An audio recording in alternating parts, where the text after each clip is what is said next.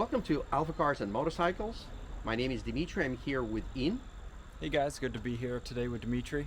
So we're going to do something very special. We thought we would do a video shoot of that. We are looking at 1970, what year is this? I don't know.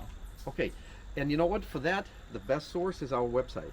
So if you go to alphacars.com, 1978, I'm glad I double checked, 1978 IZH Jupiter-3. And yes, there were Jupiter 1, Jupiter 2, Jupiter 3, 4, and I'm not sure how far they went before Soviet Union collapsed, but this was produced in 1978 when Soviet Union was still kicking. So this bike was built in 1978, and about 4 years ago we acquired it for our Soviet era vehicle collection here in the United States. We're reporting from our Boxborough location just 25 miles west of Boston. What we're going to do today, first thing we're going to do, we're going to start the bike. Well, first we're going to open up the sidecar so that we can get in there comfortably, and then we are going to take it for a quick spin.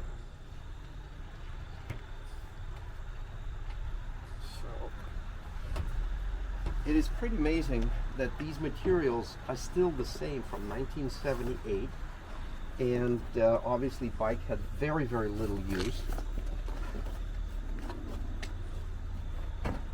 And check this out, it's got a very special entryway into the sidecar. There's a lever right here, and everybody wants to think of it that this is to catapult or detach the sidecar when you're in motion, but it isn't.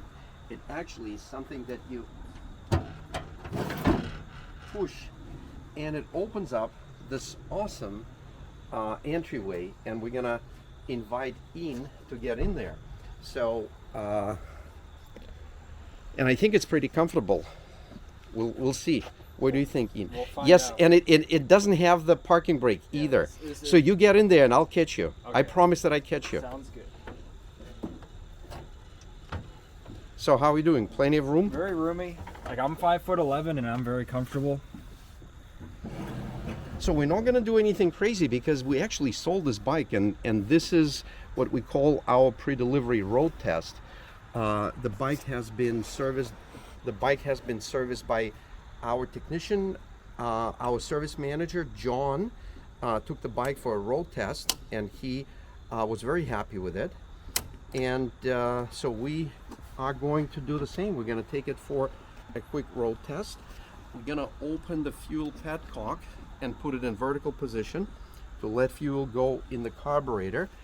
I'm not sure if I'm going to do choke. Probably like tiny little bit, just tiny little bit. And I'm going to give it a kick to start it.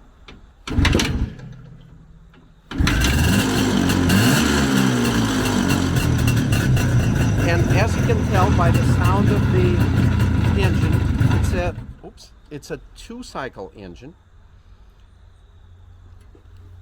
So,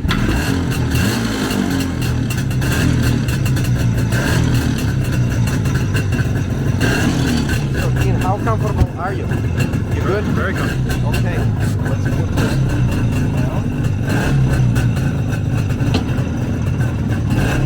First gear down.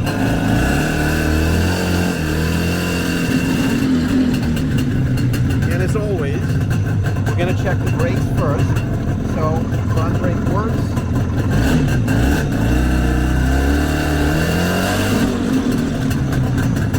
And the rear brake works.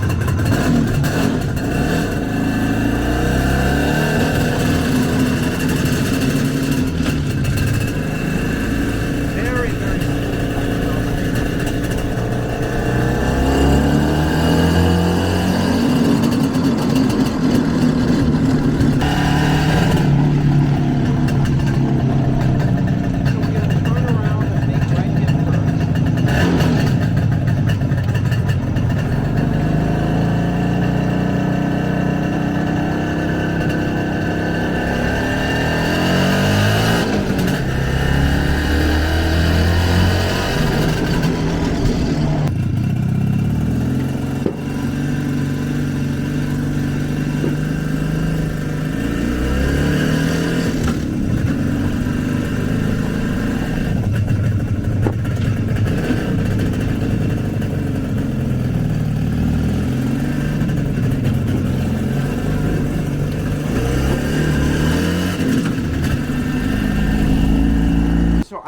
first gear now.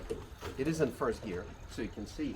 But then, as I'm shifting, and literally when I put preload on the shifter, it looks like I'm engaging the clutch.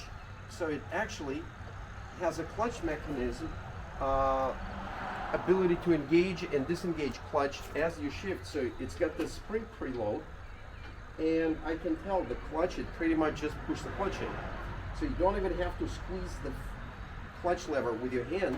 You can just shift it with your foot, and as you shift, you are disengaging the clutch, and as you release on the shift, you are re-engaging the clutch. So that's all great.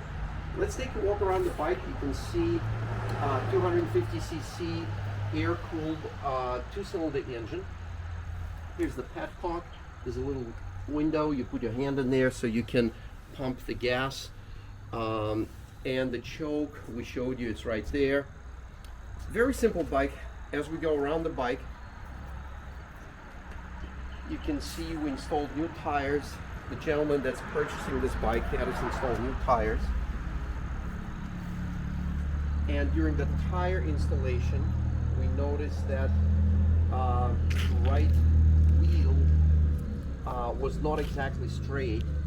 So we disclosed that, but for now, we're keeping this wheel, and the new owner and we will try to find a replacement one, and if that's not possible, obviously we can make some adjustments to the rim itself. Otherwise, that rim would be awesome as a spare. And then over here we have the technically this is the cargo area. It's not as convenient as it is on the Ural. On the Ural there's a lid you can flip back and you have access to cargo, but here all you do, very simple mechanism, you lift this up and you're able to access that. So we're actually gonna put this back in. Yep. As we go more around the bike, rear shocks, as most motorcycle shocks, they're adjustable, except these you can actually do it by hand. I think you need to have pretty strong hands to be able to do that, but theoretically that's what it's for. You can see it's chain driven, and chain is enclosed, so it's not exposed chain, which definitely keeps it running much longer, and it doesn't get your typical dust and sand stuff that wears out the chains. And pretty much this is it. The condition of the bike is spectacular for the year. It had very little use. Of course, it's got some touch-ups here and there, but it still has original anodized coating on a lot of parts. It's got beautiful chrome throughout. It's not perfect, but it's in great condition. So before we thank you for viewing this video, we're gonna give it a one more start so you can hear the exhaust right there. And for that, we're gonna press the